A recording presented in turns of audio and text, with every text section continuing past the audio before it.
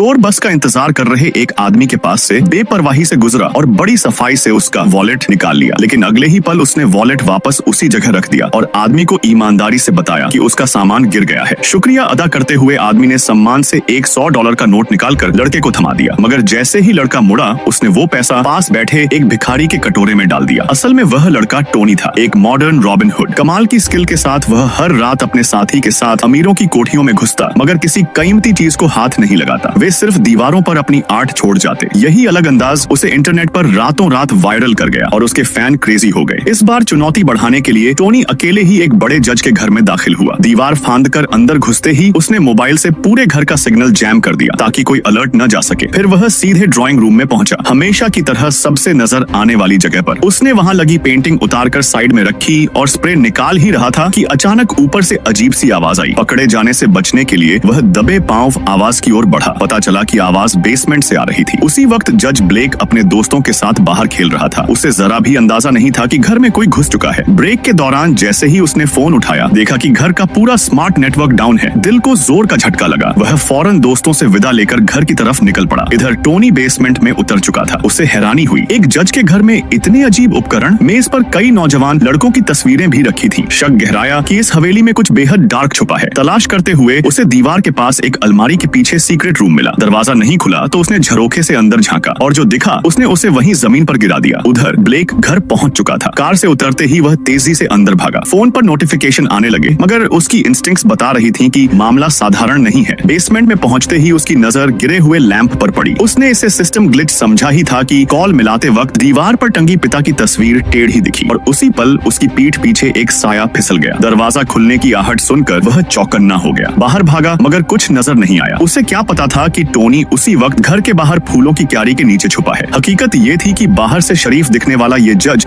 अंदर से एक बेरहम सीरियल किलर था। सीक्रेट रूम से बार बार मदद की आवाजें आ रही थी, मगर वह ऐसे अनदेखा करता रहा जैसे उसे सब आदत हो। तभी पुलिस ने उसके दरवाजे पर दस्तक दी। ब्लेक बाहर आया और पूछा कि पुलिस क्यों आई है। जवाब देने के बजाय अफसर अंदर देखने पर अड़े रहे। वजह साफ थी, टोनी ने जो देखा था वो अब छुपा नहीं रहा।